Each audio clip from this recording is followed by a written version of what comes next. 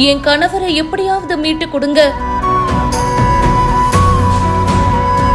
மாலத்தீவுல வேலைக்கு போனவருடைய கண்ணீர் கதை. இங்க என்னால வேலை பார்க்க முடியல. 25-26 நாள் அது நான் சாப்பிட்டு அவனுக்கு வேலை அதிகமா கொடுக்குறேன். வேலை என்ன 2 மணி 3 மணி வரை கொடுக்குறேன். வேலை காலையில 7 மணிக்கெல்லாம் எந்திரிச்சு போச்சுனேன். என்னால வேலை பார்க்க முடியாது. கையில் அடிவெட்டி 8 தையல் போட்டுங்க. 8 உங்களுக்கு கூட தெரியாது. 8 தையல் போட்டு வேலை பார்க்குறேன். அதோட வேலை பார்க்க வச்சுறேன். நெஞ்சு வலி வந்துருச்சு. வேலை பார்த்து கேன் எடுக்கணும்னு சொன்னாலும் விடவும் மாட்டேங்கிறேன். நான் ஊருக்கு போனேன்னா என் பொண்டாடி முடியாம இருக்கு. நான் ஊருக்கு போனாலும் அதுவும் கேட்க மாட்டேங்கிறேன். கேட்டா உன்னை விட முடியாது, நீ என்ன வேணாலும் பண்ணி கேட்கிறேன். சம்பளம் கொடுக்குறேன்ல, ஓட்டி காசு கொடுக்குறேன்ல. இந்த மாதத்துல இருந்து 26 நாள் ஆச்சு நான் சாப்பிட்டு. மாலத்தீவுல வேலைக்கு போனவருக்கு சம்பளம் தராம அடிச்சு துன்புறுத்துவதா கண்ணீர் விட்டு ஒரு நபர் கதறி எழுதிருக்காரு. சாப்பிட்டு 21 நாள் ஆகுறதாகவும் தன்னுடைய கணவரை எப்படியாவது சொந்த ஊருக்கு கூட்டிட்டு வர நடவடிக்கை எடுக்கணும் அப்படின்னும் ராமநாதபுரம் மாவட்ட ஆட்சியர் கிட்ட அவங்களுடைய மனைவி கண்ணீரோடு மனு கொடுத்திருக்காங்க. அந்த மனுவுல அவங்களுடைய கணவர் பெயர் பழனி முருகன் அப்படின்னும் குடும்ப வறுமையினால